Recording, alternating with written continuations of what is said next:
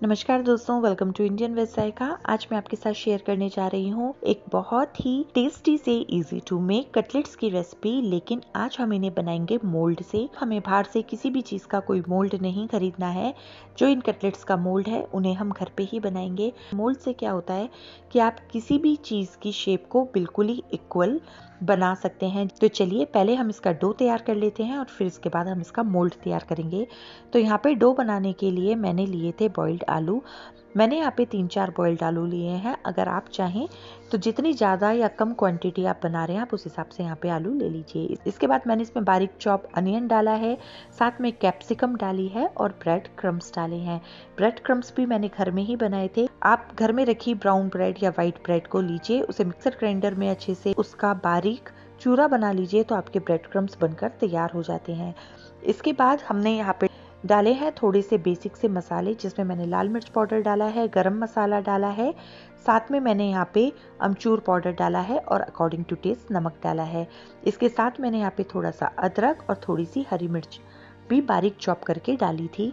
अब हम यहाँ पे डालेंगे थोड़ा सा, मैंने यहाँ पे ग्रीन अनियन डाला है और अगर नहीं है तो आप इसे कम्प्लीटली अवॉइड भी कर सकते हैं। अब हम इन सारी चीज़ों को अच्छे से मिक्स कर देंगे। हमें ये डो बिल्कुल भी लूज नहीं बनाना है। तो चलिए अब हम इसका बना लेते हैं मोल्ड।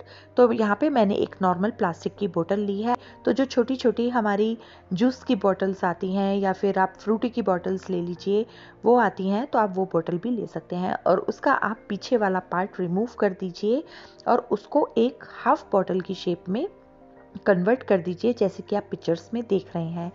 इसके अंदर अब मैंने जो डो बनाया था उसको मैंने अच्छे से दबा दबा के यहाँ पे स्टफ कर दिया है और इसको मैंने बिल्कुल टाइट किया था एक दूसरी बॉटल की हेल्प से, जो बॉटल इससे थोड़ी सी कम चौड़ी थी, मतलब इसके अंदर आराम से जा पा रही थी। मैंने ऐसी बॉटल का यूज़ किया था जो कि इससे थोड़ी सी चौड़ाई में कम थी और अच्छे से इसको प्रेस कर पा रही थी। तो अब हमारा अच्छे से डो इसमें स्टफ हो गया है और वो बिल्कुल टाइट हो गया है। तो चलिए अब हम इसके लिए स्लरी बना लेते हैं। तो यहाँ पे मैंने कॉर्नफ्लोर लिया है अबाउट 3-4 स्पून्स। अगर आपके पास कॉर्नफ्लोर नहीं है तो आप यहाँ पे मैदे का भी यूज़ कर सकते हैं और इसको मैंने थोड़ा थोड़ा पानी डालकर यहाँ पर इसकी एक थोड़ी सी थिक स्लरी तैयार कर ली है और मैंने यहाँ पे चम्मच पर इसको टेस्ट करा है। नहीं थिक है तो आप एक चम्मच को इसमें डुबोइए और जब आप उसे पीछे से थोड़ा सा टच करते हैं तो एक मोटी सी लेयर उसमें से निकल आती है, मतलब आपकी स्लरी बिल्कुल तैयार है। आप इस तरीके से इसको चेक भी कर सकते हैं। तो चलिए अब हम इसका आगे का प्रोसीजर करते हैं।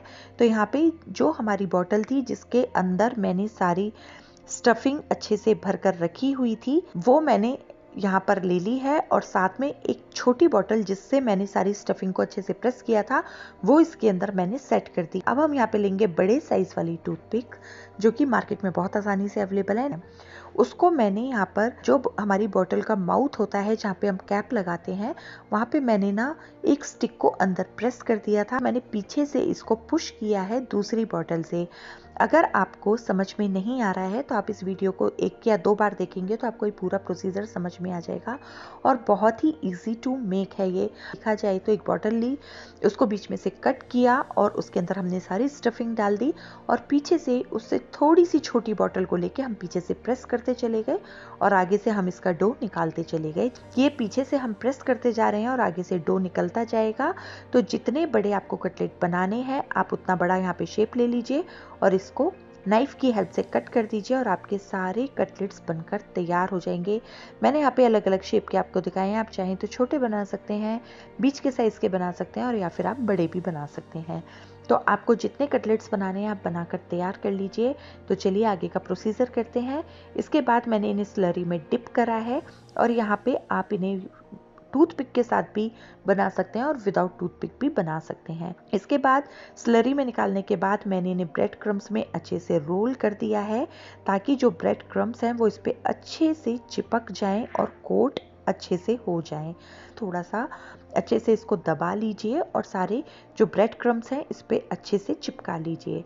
तो हमारे बहुत ही सुंदर से दिखने वाले कटलेट्स हो गए हैं बिल्कुल तैयार। जो भी मार्केट में इक्वल शेप आती है ना वही आती है। आप चाहे 10 बनाएं 20 बनाएं, सबकी शेप इक्वल आनी है, सबकी जो मोटाई है कटलेट्स की वो इक्वल आएगी। बहुत ही इजी टू मेक रेसिपी होती है और जितने भी रेस्टोरेंट होते हैं तो वहाँ पे जितने भी कटलेट्स मिलते हैं या फिर हमें कोई भी स्नैक मिलता है और जो हम देखते हैं ना कि इक्वल शेप में है वो विदाउट मोल्ड नहीं बनते हैं।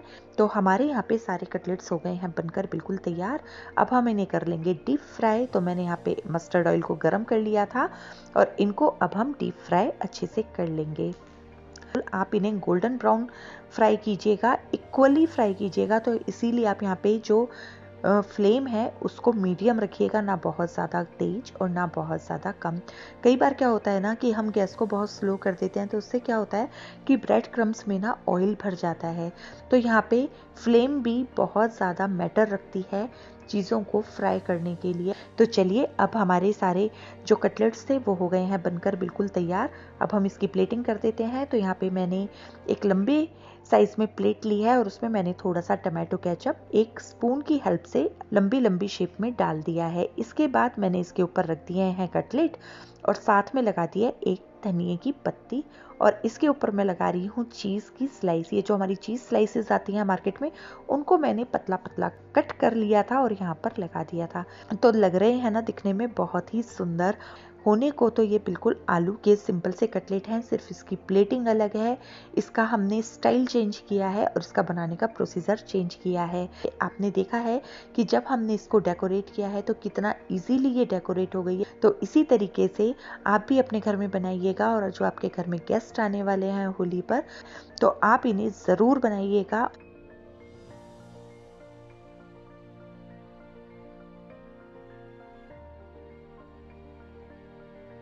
तो कल फिर मिलते हैं एक ऐसी ही रेसिपी के साथ सुबह ठीक 11:30 बजे। और हमारे साथ बने रहने के लिए और हमें अपना प्यार देने के लिए आप सभी लोगों का दिल से बहुत बहुत धन्यवाद।